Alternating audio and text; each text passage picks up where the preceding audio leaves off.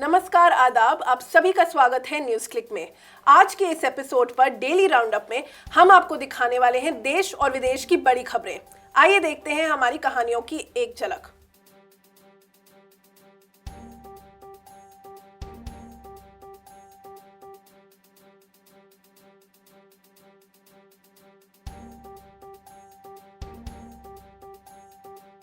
आज की सबसे बड़ी खबर जो इंडिया में उभर कर आई है वो ये है कि नरेंद्र मोदी सरकार को सुप्रीम कोर्ट ने एक बड़ा झटका दिया है राफेल मामले में।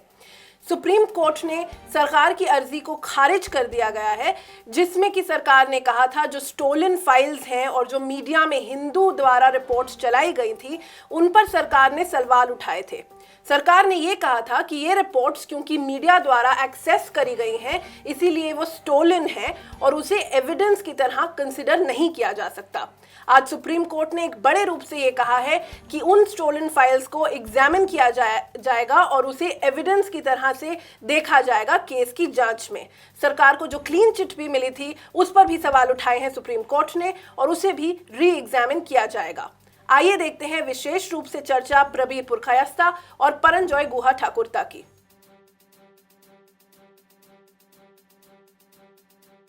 Hello and welcome to NewsClick. We are going to discuss two major events that have taken place today, which is the biopic, the Namo biopic has been stopped for at least showing till the elections are on. It will only now be released after the elections. The second, and it's an equally important issue, Rafale, which had almost been written off, Supreme Court is supposed to have given it a certificate that there was no problem with this particular deal. Now it's come back because it has held the Supreme Court today actually in a concurring judgment, because all the three judges have said the same thing. This decision of the Supreme Court is very, very important for the media. After all, it were these so-called unauthorized documents which were genuine have been published by the Hindu, by the Caravan, by Wire and by NewsClick, our very own NewsClick. Now what do these documents show? And that I think is the very, very substantive part of the whole story. I think the documents which are genuine clearly showed that the Ministry of Defence were objecting to parallel negotiations on the purchase of Rafale aircraft from Dassault Aviation in France were being carried on by the Prime Minister's office. This was a clear violation of the defense procurement procedure, the conduct of business rules, and it really undermined the position of the Indian negotiating team. So this is the first That's point. the first point. Second? The second point is, when you say Prime Minister's office, it is not just Prime Minister's office. The Ministry of Defence had serious reservations of the manner in which Mr. Ajit Doval, the National Security Advisor, was allegedly interfering in these negotiations and on very, very important matters. Issues of the bank guarantee, the sovereign guarantee, where the seat of arbitration would be, whether or not, there would be an anti-corruption clause. So this is very, very significant. And what is also very, very clear is that this was known by the then Defence Minister, the late Manohar Parrikar, who actually punted the ball to the cabinet committee. And eventually, when faced with a fait accompli, said, I go along with what the Prime Minister said. He really didn't have much of a choice. But what is very, very important, that among the documents that were put out, and these were annexed in the petition that has been given to the Supreme Court by the petitioners, that is Arun Shourie, Yashwant Sinha, Prashant Bhushan, which shows that in that 7-member Indian negotiating team, there were 3 members who dissented. Dissented on the price, on the sovereign stroke bank guarantee issue. The entire methodology of procurement. हमारी दूसरी बड़ी खबर है देश में होने वाले phase 1 के चुनाव। कल से बहुत सारी कंस्टिट्यूएंसीज पूरे देश भर में चुनाव के लिए जाएंगी और इसमें खास रूप से उत्तर प्रदेश पर भी ध्यान दिया जाएगा। उत्तर प्रदेश की 8 बड़ी कॉन्स्टिट्यूएंसीज कल इलेक्शन के लिए जाएंगी फर्स्ट फेज में। आइए देखिए तारिक अनवर की ग्राउंड रिपोर्ट।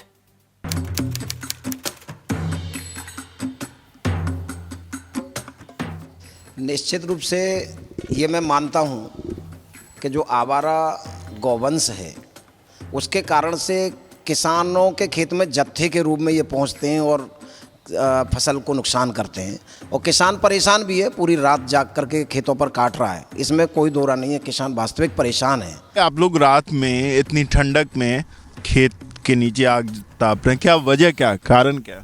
यहाँ पे आवारा गाय और गौवंश बहुत मतलब नुकसान कर रहे हैं। यहाँ पे आलू की खेती और गेहूं की खेती होती है।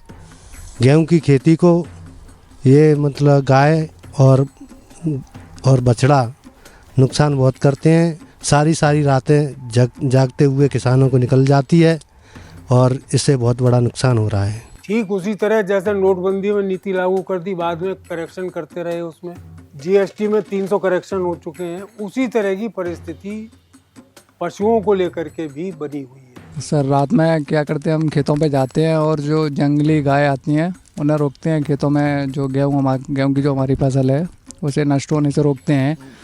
रात में 11 बज जाएँ 12 बज जाएँ, फिर घर पे जाते हैं, फिर उसके बाद कहीं सोना होता है, फिर सुबह उठो, ऑफिस जाओ, फिर लौटो, डेली यही चलता है।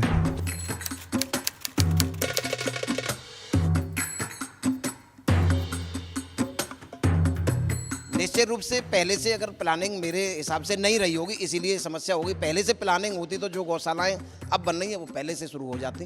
ये अचानक इसलिए बढ़ गई कि मतलब योगी सरकार ने जब से ये मतलब प्रतिबंध कर दिया है गाय बिक्री पर, जब से ये मतलब बहुत बड़ी दिक्कत आ गई है किसानों के सामने।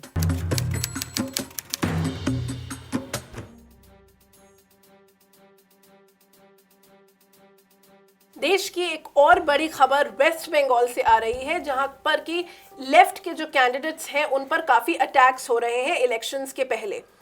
डॉक्टर फुआद हलीम जो कि सीपीआईएम के कैंडिडेट हैं, डायमंड हार्बर कंस्टिट्यूएंसी से, उन पर एक अटैक किया गया। ये वही कॉन्स्टिट्यूएंसी है जहां पर कि ममता बनर्जी के भतीजे अभिषेक बनर्जी भी यहां से इलेक्शन लड़ रहे हैं। फुआद हलीम के साथ साथ 6 और लोग भी इस अटैक में इंजर हुए।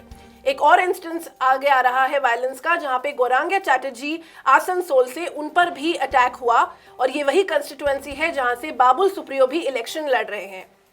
इस चुनावी माहौल में काफी सवाल पैदा होते हैं, इलेक्शन कैंडिडेट्स की सिक्योरिटी की जिम्मेदारी आखिर किसकी है। हमारे अंतर्राष्ट्रीय सेक्शन के लिए हम जा रहे हैं प्रशांत के पास, जो हमें बताने वाले हैं इजराइल और लिबिया से आनी हुई बड़ी खबरों पर।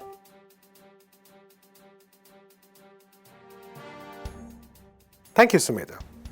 The results of the Israeli election are out, and it looks like Prime Minister Benjamin Netanyahu is all set for his 4th term. Netanyahu's Likud party is likely to get 35 seats, the same as his main rival, the White and Blue Alliance, led by former General Benny Gantz. However, with the help of his far right-wing allies, Netanyahu is likely to form the government. While the final results will be announced only on Friday, it is reported that the far-right alliance will have as many as 65 seats in the 120-member Knesset. Netanyahu's rule has been marked by the intensification of violence against Palestinians, including the brutalities against the Great March of Return protesters in Gaza, and an increase in the number of airstrikes. Netanyahu's government also passed the nation-state law, which turns Arabs in Israel into second-class citizens. The campaign trail was marked by a lot of open racism and bigotry. At some point, Netanyahu even claimed that he would annex sections of the West Bank on which illegal Jewish settlements are built. During his campaign, Netanyahu was aided by US President Donald Trump, who made a lot of decisions favorable to Israel. These include the shifting of the US Embassy to Jerusalem, the decision to recognize the Israeli occupation of the Golan Heights, and the declaration of the Iranian Revolutionary Guard Corps as a terrorist organization. Netanyahu was able to claim all these as his achievements. Another worrying factor in these elections has been the decline in the turnout among Arab voters. According to reports, only 30% of Arab voters are believed to have excised their franchise, as opposed to nearly 65% last time. In another important development, the civil war continues in Libya, with forces loyal to General Khalifa Haftar being on the outskirts of Tripoli. India and other countries have withdrawn their peacekeeping troops, as well as security personnel. Haftar is loyal to a parallel government in the city of Tobruk and set out on a march to Tripoli a few days ago, claiming that he would unify the country. Now, Haftar is supposed to be close to the US, especially the CIA, and experts believe that his attack is part of a US-led effort to ensure that a more favorable government is in place in Tripoli. Officially, the US still continues to support the government of Faiz al-Serraj. Libya has been in chaos since 2011, with militias roaming freely after a Western-backed coup overthrew Muammar Gaddafi in the oil-rich country. That's all we have for international news. And with that, there is a wrap on this episode of the Daily Roundup. To follow these stories and many more, log on to our website www.newsclick.in, subscribe to our channel on YouTube and follow us on Facebook. Thank you for watching.